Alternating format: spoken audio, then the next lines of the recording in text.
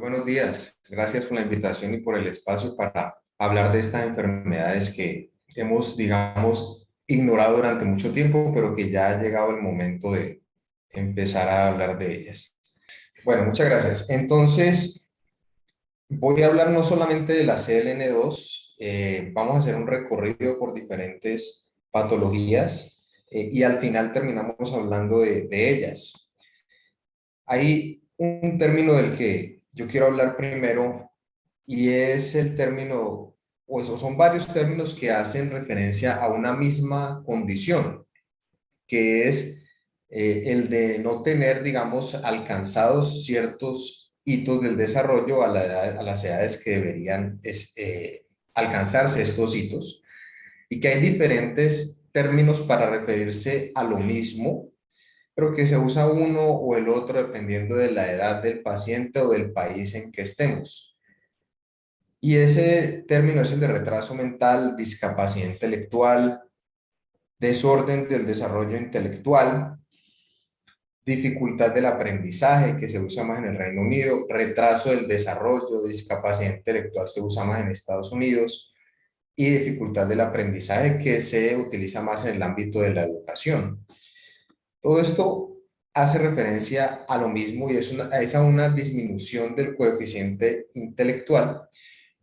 Y quiero que tengamos claro esto porque luego vamos a hablar de otra condición que es la regresión del desarrollo, que es diferente y que a veces es difícil de diferenciar. Entonces, primero voy a hablar de retraso mental o discapacidad intelectual y causas de esto, y luego vamos a pasar a regresión del desarrollo. En cuanto a discapacidad intelectual, entonces tenemos que es la disminución del coeficiente intelectual. Y la prevalencia cambia de acuerdo a la severidad. La prevalencia de personas con coeficiente intelectual por debajo de 70 es hasta el 2,5%.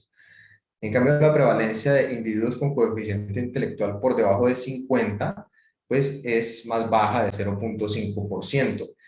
Y hay, cuando uno compara las prevalencias en hombres y mujeres, hay una relación hombre-mujer 1,3 a 1, es decir, hay más casos manifestados en hombres. Y esto es porque muchas causas de discapacidad intelectual genéticas son ligadas al cromosoma X, el gen que las causa está en el cromosoma X. La discapacidad intelectual se define como un coeficiente intelectual menor a 70 medido por pruebas estandarizadas que empieza antes de los 18 años y que implica una alteración funcional o de la función intelectual y del comportamiento adaptativo. Le llamamos leve a una discapacidad intelectual donde el coeficiente intelectual está por debajo de 70 y hasta 50, o sea, de 50 a 70.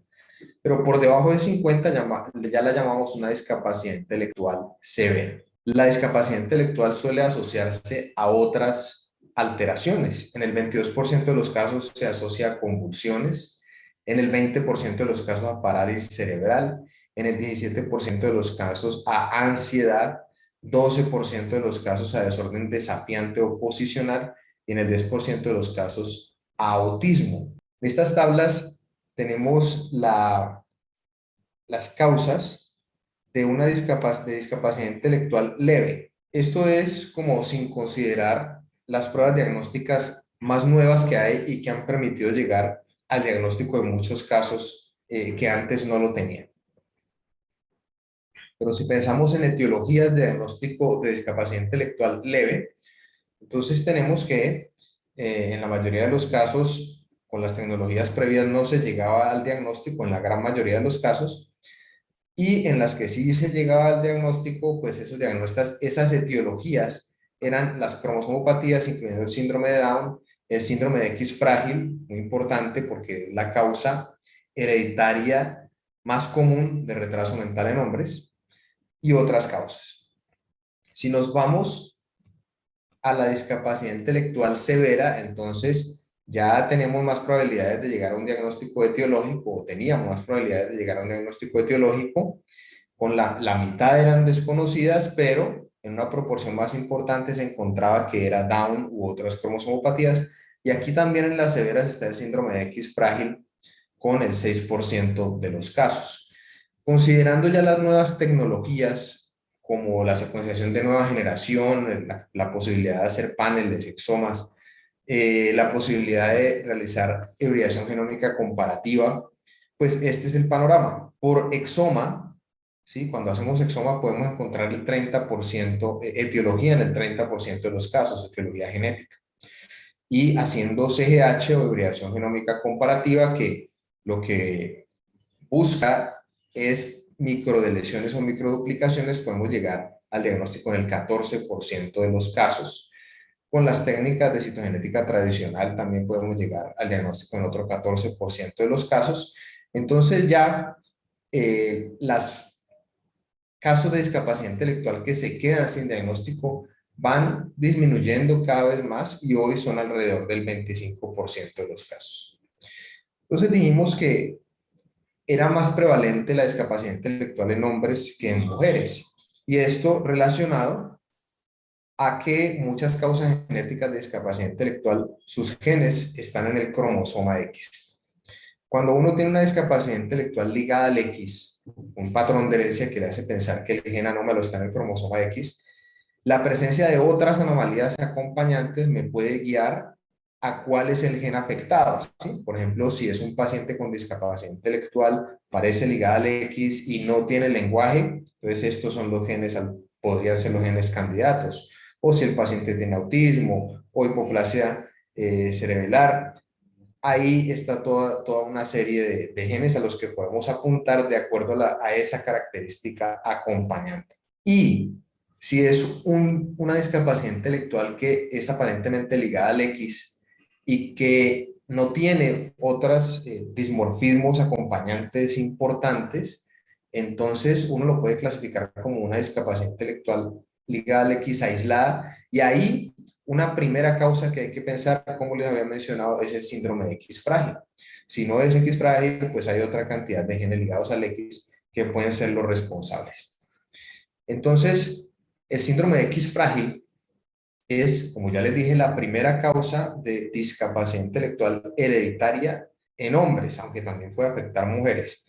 Si bien el síndrome de X frágil no tiene unos dimorfismos grandes, sí tiene unas características físicas. Los pacientes, además de la discapacidad intelectual, ustedes ven aquí en las imágenes, tienen la cara alargada, las orejas grandes y lisas, y suelen ser de una talla alta con macroorquidismo, los testículos grandes, prolapso de la válvula mitral, hiperlaxitud en algunos casos.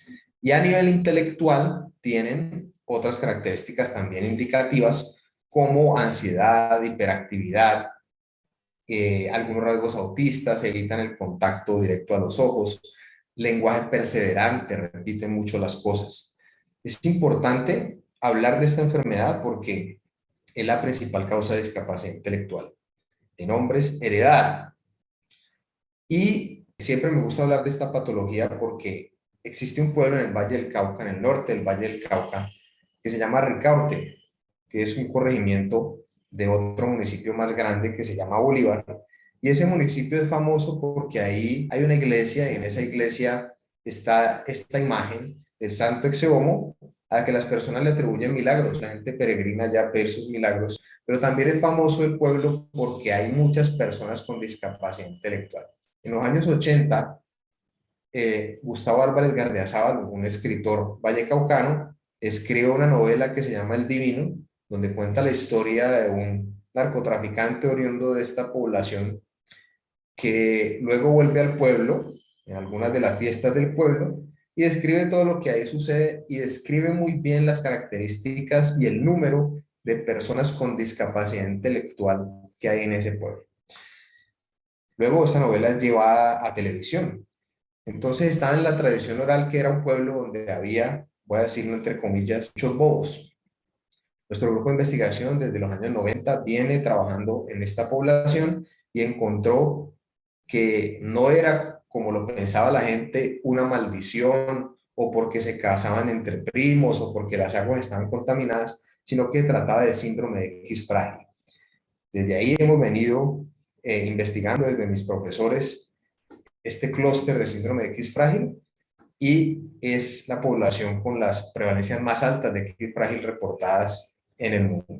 Y ahora sí, entonces, ya sabiendo qué es la discapacidad intelectual y cuáles son las causas de discapacidad intelectual, vamos a pasar a la regresión del desarrollo. La regresión del desarrollo es una pérdida de las habilidades cognitivas o motoras previamente adquiridas. Es decir, el paciente ya había alcanzado los hitos del desarrollo y empieza a perder eso que había alcanzado. A veces eso es difícil de diferenciar de la discapacidad intelectual porque no se nota, no se puede a veces identificar muy bien en la historia clínica que el paciente ya había alcanzado los hitos y los perdió. Hay que ser muy insistente en la historia clínica para poder diferenciar si una persona que no tiene los hitos del desarrollo en un momento dado es que no los ha alcanzado o es que los alcanzó y los perdió. Porque si los alcanzó y los perdió, estamos hablando de una regresión. Estas regresiones usualmente se acompañan de dificultades escolares. El individuo empieza a tener dificultades escolares con la habilidad emocional, cambios en el comportamiento y muy frecuentemente está asociado esto al inicio de convulsiones. Entonces, cuando uno tiene un paciente con regresión del desarrollo, pues debe pensar en unas causas no genéticas.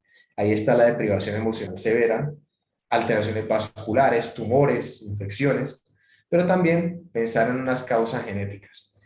Hay unos síndromes de origen genético, como el síndrome de Rett, de Alexander, Canavan, Cockayne, adrenoleucodistrofia, NIVA, y hay unas enfermedades genéticas que las llamamos errores innatos del metabolismo que también pueden causar regresión.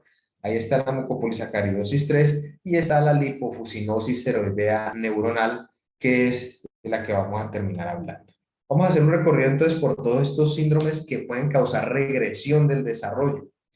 Entonces el primero es la adrenoleucodistrofia ligada al X, una enfermedad causada por mutación en el gen ABCD1. Los pacientes acumulan ácidos largos de cadena muy larga en las glándulas suprarrenales y en el sistema nervioso central y empiezan a tener en la niñez problemas comportamentales, problemas de concentración, una disminución de rendimiento escolar y hay una triada característica que nos va a hacer pensar en adrenoleucodistrofia y la presencia de regresión, que además esté acompañada de la triada de convulsiones, espasticidad y demencia. Hay formas de adrenoleucodistrofia ligada al X que no se manifiestan en la niñez, sino en la adultez, con alteraciones psiquiátricas y pérdida de la memoria, una paraparesia, la disminución de la fuerza pues, en las extremidades inferiores, lentamente progresiva, y enfermedad de Addison. Este es otro síndrome. Voy a poner primero las imágenes para que miremos algunas características físicas y luego ya pongo el texto ahí para puntualizar. Entonces, cuando tenemos pacientes con síndrome regresivo, con regresión del desarrollo y unas características fenotípicas como estas que estamos viendo, ahí que se puede ver, que los dos casos son niñas, o sea que estamos hablando de una enfermedad que afecta a niñas principalmente, y en las dos vemos que están realizando movimientos con las manos. Entonces, si yo me encuentro un paciente con regresión del desarrollo, una paciente con regresión del desarrollo y que tiene unos movimientos estereotipados de las manos, debo pensar en un síndrome que se llama Rett, causado por mutaciones en el gen MSP2, que afecta casi exclusivamente a mujeres. Ellas empiezan con un desarrollo normal hasta los 6 meses y luego en algún punto entre los 6 meses de edad y los 2 años de edad empiezan a perder lo que habían alcanzado, hacen la regresión, el crecimiento del perímetro cefálico desacelera, o sea que hacen una microcefalia y es muy característico que hacen movimientos repetitivos de las manos, también pueden tener ataxia y apraxia. Si me encuentro un paciente con regresión y tiene este fenotipo, aquí que podemos observar en esta imagen, la frente. La frente de las pacientes es muy amplia y se ve que la cabeza es grande. Los pacientes con regresión, con frente amplia, con macrocefalia, con convulsiones y con espasticidad, debo pensar en el síndrome de Alexander, causado por mutaciones en el gen GFAP. Me puedo encontrar pacientes con regresión del desarrollo y que tienen un fenotipo como este que están viendo en estas imágenes. ¿Qué se observa ahí? Los niños están espásticos y todos tienen la cabeza tirada hacia atrás. Cuando yo me encuentro eso, entonces debo pensar en el síndrome de Canavan, causado por alteraciones en el gen ASPA. Los pacientes tienen, además de la regresión en el desarrollo, macrocefalia, la cabeza hacia atrás Y ellos primero son hipotónicos, pero luego van desarrollando una espasticidad. Si me encuentro pacientes con regresión del desarrollo de un fenotipo como este, aquí podemos ver que los pacientes, lo más llamativo ahí es que tienen los ojos muy hundidos y esos ojos hundidos le hacen ver una nariz que es prominente. Los pacientes con regresión del desarrollo, además se les ve la cabeza pequeña, ¿no? Y que tienen microcefalia, los ojos hundidos y pueden tener otras alteraciones como anomalías de la retina, cataratas, hipersensibilidad al sol, neuropatía sordera, puede tratarse de un síndrome de Cockayne, que es un defecto de la reparación del ADN causado por alteraciones en estos genes, ERCC6, ERCC8. Si lo que me encuentro es un paciente con regresión del desarrollo y que en la resonancia aparecen estas imágenes que se han llamado el signo del ojo del tigre, entonces ahí debo pensar en enfermedades que impliquen neurodegeneración por acumulación de hierro en el cerebro, específicamente en una que se llama Haller-Borden-Spatz, causada por alteración del gen PANC. Los pacientes tienen regresión en la resonancia, el signo del ojo del tigre por degeneración del globo pálido y además tienen distonía, movimientos oromandibulares, hipobetalipopproteinemia, acantosis y retinosis pigmentaria. Si lo que me encuentro es un paciente con regresión y un fenotipo como este, ahí que vemos, ahí vemos un paciente con una displasia ósea, ¿cierto? Unas alteraciones óseas, unas cejas gruesas, mucho pelo, hipertricosis y unas facies toscas. Ahí debo pensar en mucopolisacaridosis 3. Esos pacientes tienen regresión, talla baja, alteraciones óseas, facies toscas y también pueden tener retinopatía, opacidad corneal, glaucoma y alteraciones del nervio óptico. Hasta que llegamos a la lipofuscinosis. ¿Cuándo vamos a pensar en lipofuscinosis? Si tenemos un paciente con regresión asociada a otras características, porque la lipofuscinosis realmente es un grupo de enfermedades, no es una sola, sino que son un grupo, son 14 enfermedades, que se caracterizan porque el paciente, además de la regresión, tiene convulsiones, demencia y alteraciones de la agudeza visual. La agudeza visual está disminuida. Este cuadro se causa porque los pacientes empiezan a acumular lipofuscina. La lipofuscina es un pigmento amarillo fluorescente que se va acumulando en el organismo por degradación de las membranas celulares. Es un proceso normal del envejecimiento, pero cuando tenemos algunas proteínas de su metabolismo defectuosas, entonces este acúmulo de lipofuscina es más rápido de lo normal y entonces produce pues este tipo de alteraciones. Puede ser causado por mutación en 14 genes diferentes, es decir, que existen 14 tipos diferentes de lipofuscinosis. Entonces, 14 genes y cuando está alguno de ellos dañados, la proteína para la cual el codifica no funciona, se acumula la lipofuscina en las neuronas y producen regresión, convulsiones, demencia y una agudeza visual disminuida. Ahí están los 14 tipos de lipofuscinosis ceroidea neuronal, resaltado la CLN2 y está resaltado porque esta es la única lipofuscinosis que tiene un tratamiento que produce una mejoría notable del paciente y le cambia la historia natural a la enfermedad. La lipofuscinosis, estas 14 lipofuscinosis se han clasificado de acuerdo a en qué edad, a qué edad se inician sus manifestaciones. Entonces, se inician en la etapa infantil, las lipofuscinosis 1 y la 14. En la etapa adulta, la 13, la 11 y la 4. En la etapa juvenil, la 12, la 9 y la 3. Y en una etapa infantil tardía, la 8, la 7, la 6, la 5 y la 2, que es de la que principalmente queremos hablar hoy. De la CLN2, por eso se llama también una lipofuscinosis infantil tardía, aunque a veces puede empezar en la etapa juvenil. Es causada por alteración en el gen CLN2 que codifica para una enzima que se llama tripeptidilpeptidasa O. Entonces estos pacientes son inicialmente normales, pero durante el segundo año de vida pues, tienen una primera manifestación que es un retraso del lenguaje. Y luego, después de que más o menos han cumplido los 2 años, o entre los 2 y los 3 años, el fenotipo empeora y ya no es un retraso del lenguaje, sino que ahora hay una regresión del lenguaje. Es decir, lo poco que habían aprendido en cuanto al lenguaje lo pierden. Y esto es concomitante con que empiezan a convulsionar. Más adelante, después del tercer año de vida, o tercer, cuarto año de vida, además de esa regresión en el lenguaje, las convulsiones empeoran, se vuelven refractarias, no responden al tratamiento, y esto se acompaña a un deterioro cognitivo y alteraciones, movimientos anormales como ataxia, descoordinación, mioclonus, y empiezan a tener deterioro visual. Más adelante, la pérdida del lenguaje es total, también va a comprometer el lenguaje no verbal, continúan las convulsiones, los pacientes ya además del deterioro cognitivo pueden manifestar demencia, quedan postrados en silla de rueda por todas las alteraciones del movimiento y ese deterioro visual avanza a ceguera. Finalmente, además de todo lo anterior, el paciente queda postrado en cama y pues tienen una muerte prematura. Es decir que cuando hay que pensar en lipofuscinosis, que es el tema central de estos eventos, lo más temprano posible.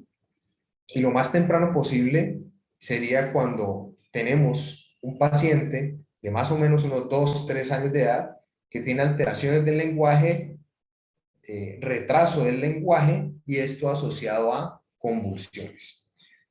Si además de esto el paciente presenta alteraciones del movimiento, pues con mayor razón hay que pensarlo. Pero solamente con la concomitancia de la alteración del lenguaje y las convulsiones ya debemos pensar. Aquí hay una serie de imágenes de una paciente con CLN2 mostrando a los 3, a los 4 años, a los 5, a los 6, a los 7, cómo cada vez se va viendo más comprometida. Es una paciente que empezó, digamos, a la edad esperada infantil tardía. Pero también tenemos en Colombia variantes de la CLN2, paciente con unos primeros años totalmente normales, es deportista, pero luego en la adolescencia empieza a tener las manifestaciones. Como les decía, la enfermedad tiene un tratamiento específico, es un reemplazo enzimático, es particular porque es un reemplazo enzimático que se hace directamente en el sistema nervioso central. Se aplica intraventricular, al paciente se le instala un reservorio, se llama reservorio de Ommaya, manejado por el neurocirujano, y es el neurocirujano quien lo activa cada vez que se vaya a infundir el medicamento. Entonces, definitivamente las tecnologías genéticas que han avanzado cada vez más nos han permitido diagnosticar cada vez más casos. Si yo pienso que un paciente tiene una condición genética, entonces yo puedo, si no tengo una idea de lo que el paciente pueda tener, me puedo ir a estudios que me hacen una cobertura completa del genoma, no con mucho detalle cada gen, pero, o cada región del genoma, pero que me hacen una cobertura muy amplia del genoma. Ahí está el CGH, ahí está el exoma. Pero si el paciente tiene unas características distintivas o una historia familiar de una enfermedad ya diagnosticada, o algunas características bioquímicas o imagenológicas que me hacen pensar en un grupo de genes, ahí yo me voy a un panel genético. O si estas características específicas me hacen pensar en un gen específico, pues ahí yo me voy a la evaluación de ese gen específico. Y a veces estas enfermedades son de muy difícil diagnóstico porque no las pensamos, pero si las tuviéramos claras, podríamos llegar al diagnóstico más fácilmente. Pensemos, por ejemplo, en que tenemos un paciente que tiene regresión, convulsiones, demencia y una agudeza visual disminuida. Entonces, con ese cuadro, eso ya son unas características clínicas distintivas. Y aquí yo quiero hacer un ejercicio de mostrarles cómo se usa o cómo nosotros los genetistas usamos una base de datos que se llama OMIM. Entrar a OMIM, que es la base de datos de la que le hablo, y aquí en la caja de búsqueda, escribir esa combinación de alteraciones, regresión, convulsiones, pérdida de la agudeza visual. Mire que dentro de las posibilidades efectivamente me sale la hipofuscinosis seroidea neuronal tipo 2. Es decir, que sabiendo utilizar las herramientas, haciendo una historia clínica completa, sí se puede llegar al diagnóstico de una manera oportuna. Entonces, realmente, si tengo unas características distintivas, puedo utilizar la prueba genética adecuada y llegar al diagnóstico oportunamente. Entonces, el mensaje final es que cuando tengamos pacientes con regresión del desarrollo y esto asociado a convulsiones de un inicio más o menos a la edad entre los 2 y los 3 años, debo pensar en lipofuscinosis. Más si algunas de las otras características de la enfermedad están presentes, como ataxia, como otras alteraciones del movimiento. La lipofuscinosis seroidea neuronal tipo 2 tiene un tratamiento que le puede cambiar la historia natural de la enfermedad y beneficiar al paciente. Ahí está mi contacto, ahí está también cómo me encuentran en las redes sociales. Para estas enfermedades, Funcoleg, por ejemplo, ayuda para acceder a las pruebas diagnósticas y poder iniciar un tratamiento oportuno. Muchas gracias, eso es lo que les quería contar.